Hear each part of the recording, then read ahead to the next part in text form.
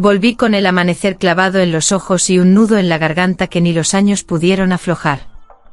El camino hacia el monasterio de la Pasión Oculta serpenteaba entre olivos viejos, como si la tierra misma intentara disuadirme. Yo había jurado no regresar. Lo juré con la voz temblorosa de un hombre que se cree dueño de su voluntad. Y aún así, aquí estaba, caminando hacia el mismo portón de hierro que una vez me vio huir. La fachada parecía rezar, pero el aire olía a otra cosa, cera, piedra húmeda, y algo más denso, como un secreto guardado demasiado tiempo. Crucé el umbral y el silencio me golpeó con una fuerza casi física. No era paz. Era vigilancia. Un hermano anciano me miró sin sorpresa, como si mi llegada hubiera sido anunciada en una oración que yo no escuché. Me condujo por un pasillo de arcos, y cada paso era un eco de mi culpa. En una pared, un crucifijo ennegrecido. En otra, una puerta sellada con cera roja, Pasión Oculta escrito en latín, torcido por el tiempo. «Has vuelto», dijo el hermano, y no sonó a bienvenida. Sonó a sentencia. Quise responder, pero mis palabras se quedaron atrás. Porque en ese instante desde el fondo del claustro percibí una presencia, no un sonido, no un movimiento, una mirada. Y mi piel la reconoció antes que mi memoria. La vi entre sombras, cruzando el patio con una bandeja de pan y vino para la mesa comunitaria. No llevaba joyas, no llevaba perfume, no llevaba nada que debiera llamar la atención. Y sin embargo el mundo se inclinó hacia ella como una vela hacia el fuego. Era una monja joven, pero su juventud no era ingenua, era consciente. Sus ojos oscuros se alzaron un segundo y me atravesaron como si el hábito fuera apenas una cortina, como si su fe no la protegiera del hambre humana. Sentí vergüenza por mi pensamiento, y esa vergüenza me encendió más. El hermano anciano murmuró, «Sor Inés». Y lo dijo con el mismo respeto con que se pronuncia un pasaje sagrado. Eso me inquietó. Inés pasó junto a mí. No rozó mi brazo, no tocó mi mano. Pero el espacio entre nosotros se tensó, y yo juraría que hasta el aire se volvió más caliente. Cuando se alejó, no miró atrás. Me dejó con la sensación de que yo era el que estaba desnudo. En la capilla, intenté rezar. Pronuncié el nombre de Dios como quien busca una puerta de salida. Pero mi mente repetía otro nombre, más bajo, más peligroso. El coro entonaba salmos y yo solo escuchaba mi sangre. Al terminar, Inés estaba cerca del confesionario. No adentro, afuera, de pie, como si esperara. Sus labios apenas se movieron. ¿Has venido a pedir perdón, o a recordar? Me quedé helado. Porque nadie, absolutamente nadie, conocía la razón real de mi regreso. Y porque el modo en que lo dijo no sonó a pregunta. Sonó a invitación. Esa noche me asignaron una celda mínima, con una cama estrecha y una ventana alta por donde entraba una luna fría. El monasterio dormía, pero yo no. Dentro de mí había un animal despierto, un recuerdo respirando. Me levanté y caminé sin rumbo por los corredores. La piedra guardaba el frío del día y el peso de siglos de obediencia. En un giro del pasillo, una vela encendida. Allí estaba Inés, sola, frente a un retablo pequeño. No rezaba. Observaba. Deberías estar descansando, dije, y mi voz salió más baja de lo que quería. Y tú deberías estar arrepintiéndote, respondió sin mirarme. Me acerqué. Vi que sus dedos sostenían un rosario, pero lo apretaban como quien se aferra a una cuerda en mitad de un abismo. La luz le delineaba el perfil, sereno, firme, peligrosamente hermoso. ¿Por qué me hablas como si me conocieras?, pregunté. Inés giró al fin.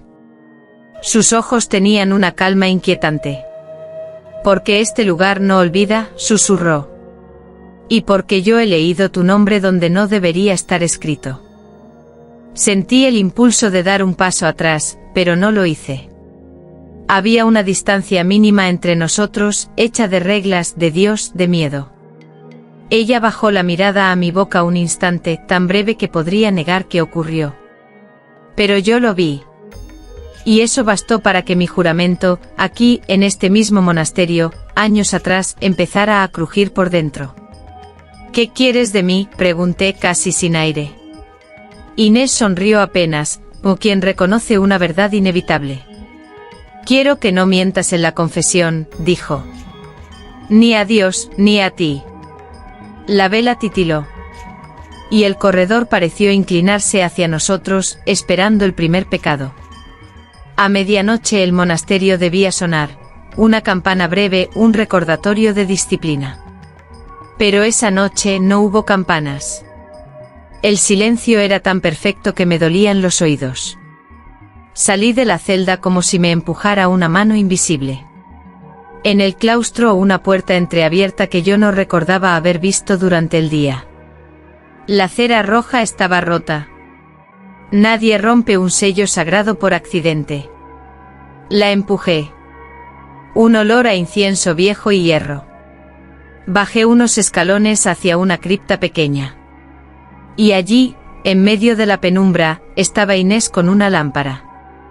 Su hábito parecía más oscuro aquí, como si la noche lo absorbiera. No debiste venir, dijo sin dureza. Entonces no debiste abrir, respondí. Se acercó a una pared cubierta de símbolos. Con la punta del dedo trazó una inscripción, Pase oculta. Su mano tembló y por primera vez vi que también tenía miedo. Esto no es un santuario, murmuró. Es una herida. En una mesa de piedra había un cuaderno antiguo encuadernado en cuero. Inés lo abrió con delicadeza, como quien despierta algo dormido.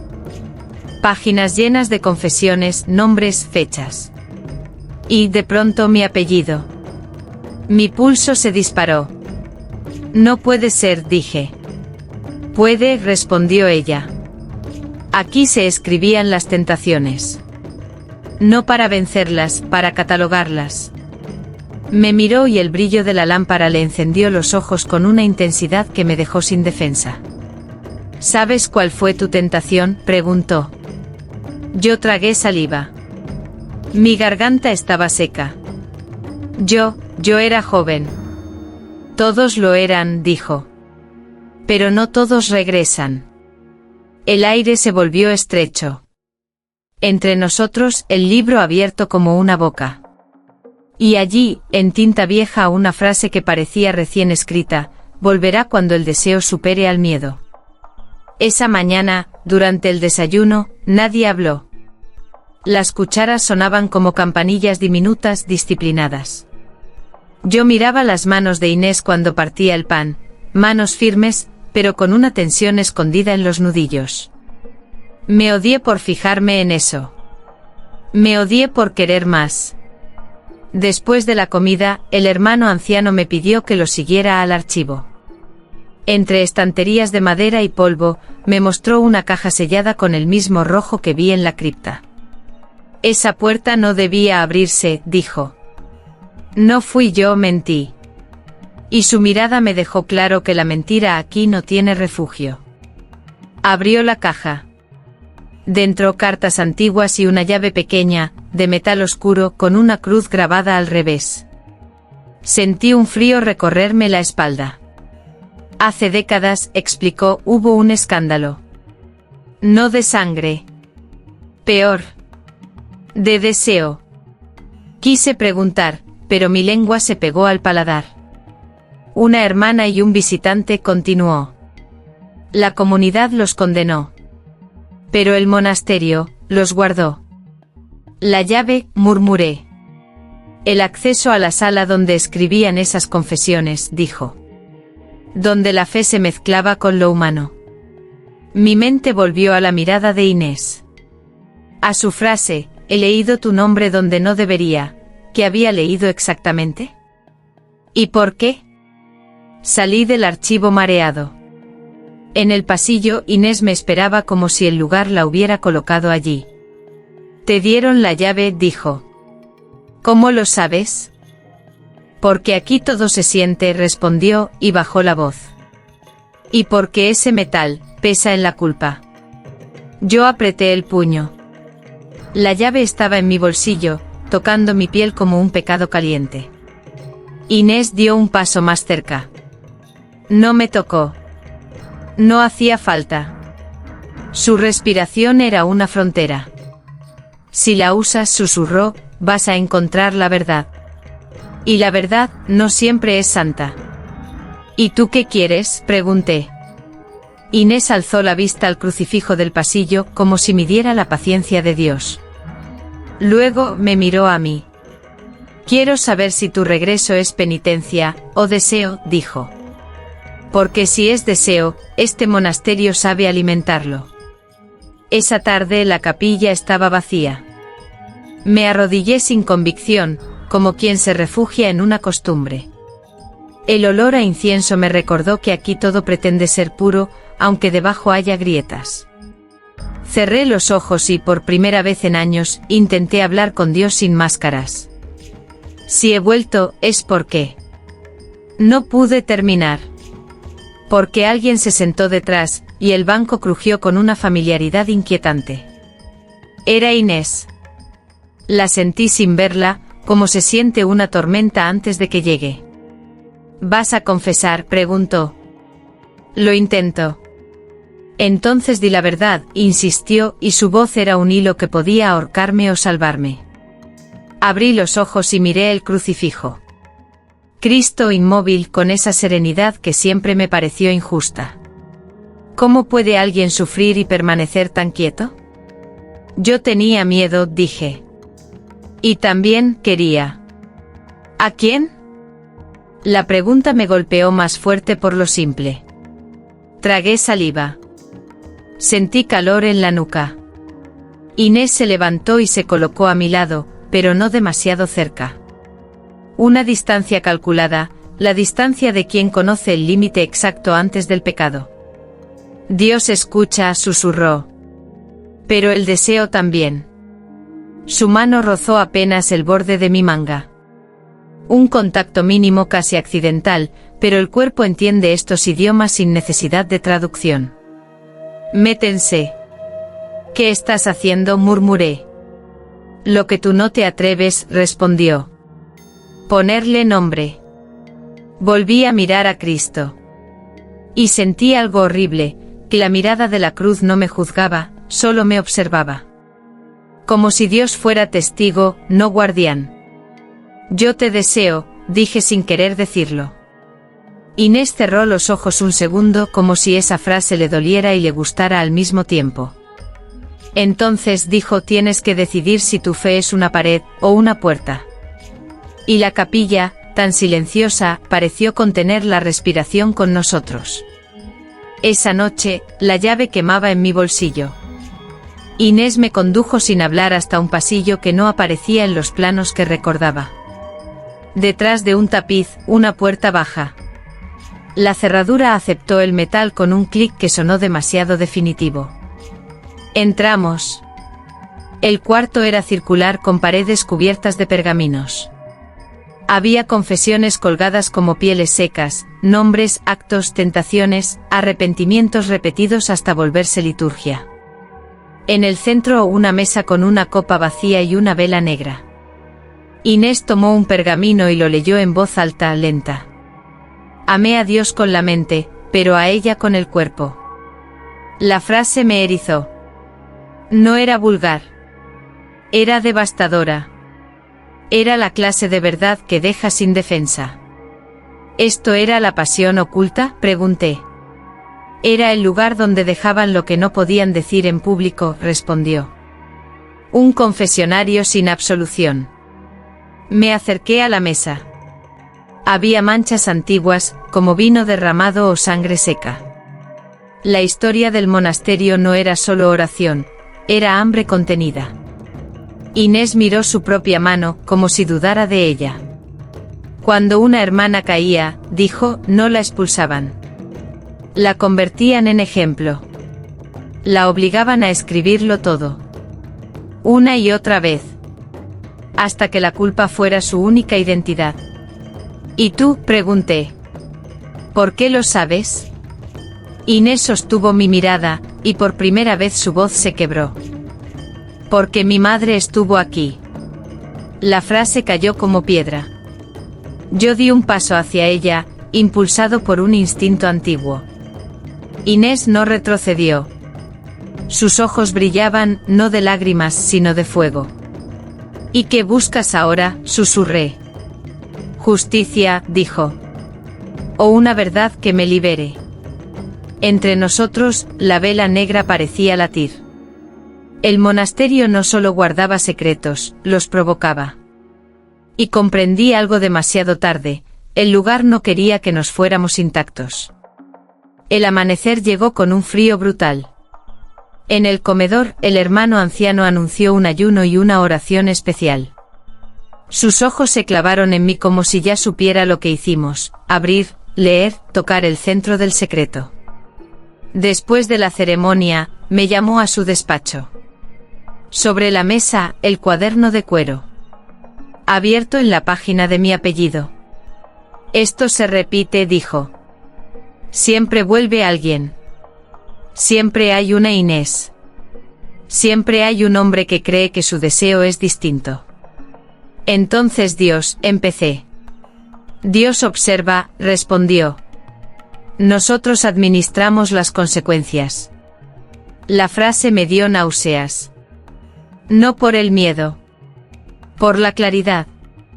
Este monasterio no era un templo, era una máquina de culpa. Salí y busqué a Inés. La encontré en la capilla lateral, con una maleta pequeña. Su hábito estaba doblado sobre un banco como una piel que uno decide abandonar. ¿Te vas?, pregunté. Si me quedo me convierten en historia, dijo. Si me voy tal vez, me convierta en persona. La palabra persona me golpeó. Yo también había sido reducido a un capítulo viejo. Inés se acercó. Esta vez sí tocó mi mano, apenas, como quien prueba si el mundo todavía responde. No te pido promesas, susurró. Te pido verdad. Miré el crucifijo. Miré su rostro. Sentí el tirón de dos fuerzas opuestas, la necesidad de redención y la necesidad de vivir. Yo no sé si puedo salvarme, dije. Inés apretó mis dedos, firme. Entonces ven conmigo y deja que Dios decida afuera, respondió. No dentro de una trampa. Y en ese instante entendí que la elección no era entre Dios e Inés. Era entre un Dios usado como cárcel, y un Dios que quizás también sabe perdonar el deseo. Cruzamos el portón al atardecer. No hubo persecución. No hubo gritos. Solo una calma extraña, como si el lugar supiera que no hacía falta detenernos, la semilla ya estaba plantada. A pocos metros, Inés se detuvo. El viento le movió el cabello suelto por primera vez desde que la conocí, y esa simple escena me pareció más íntima que cualquier roce. Una libertad mínima, y por eso enorme. ¿Qué harás ahora?, pregunté. Vivir sin pedir permiso, dijo. Luego me miró con una suavidad peligrosa. ¿Y tú? No supe responder. Porque yo no estaba seguro de si salía por amor, por deseo, o por miedo a convertirme en otra página colgada en aquella sala circular. Esa noche en una posada humilde no dormimos. Hablamos. Contamos verdades que no caben en la confesión. Hubo momentos en que el silencio se acercó demasiado, cargado de una electricidad dulce. Inés apoyó la frente en mi hombro. Yo respiré su calor como quien aprende un idioma nuevo. ¿Crees que Dios nos odia?, susurró. No, dije, y lo creí. Creo que nos duele. Al amanecer encontré en mi bolsillo algo imposible, un pedazo de cera roja, con el sello del monasterio intacto. Nadie lo había puesto allí. No era un recuerdo. Era una advertencia. Inés lo vio y no palideció. Te dije que no olvida, murmuró. Miré hacia la ventana. En el horizonte el monasterio era solo una sombra. Pero dentro de mí su silencio seguía sonando. Y entendí la última verdad: hay perdones que llegan como luz, y otros que simplemente no llegan. A veces Dios perdona. Pero el monasterio cobra. No regresé al monasterio de la pasión oculta. Me prometí no volver a pronunciar su nombre, como si el silencio pudiera sellar lo que la memoria insiste en abrir. Pero hay cosas que no se cierran con distancia. Inés y yo caminamos hacia una ciudad donde nadie te pregunta por tus votos, donde las iglesias son solo edificios y no trampas. A ratos reíamos, y esa risa me parecía una blasfemia dulce. A ratos callábamos porque el deseo, cuando se mezcla con culpa, aprende a respirar despacio. Una semana después, desperté con un sabor metálico en la lengua. Revisé mis bolsillos, por costumbre, como quien busca pruebas de que el mundo sigue siendo lógico. Y allí estaba otra vez, cera roja. No una mancha, no un residuo. Un sello completo frío con la cruz marcada como una sentencia elegante. No le dije nada a Inés al principio. La observé servir café con manos firmes, como si su pasado ya no pudiera alcanzarla. Quise creer lo mismo para mí. Pero esa noche, al apagar la luz, escuché un sonido imposible, un clic pequeño, el mismo de una cerradura aceptando una llave. Entonces comprendí la última crueldad del monasterio: no necesita muros para vigilarte. Solo necesita que dudes. Inés me encontró sentado en el suelo con el sello en la palma. No gritó. No lloró. Solo me miró con esa calma peligrosa. ¿Ves?, susurró. Dios perdona. Pero algunos lugares coleccionan. Y en esa frase, supe que el verdadero exorcismo no era huir del monasterio. Era dejar de pertenecerle.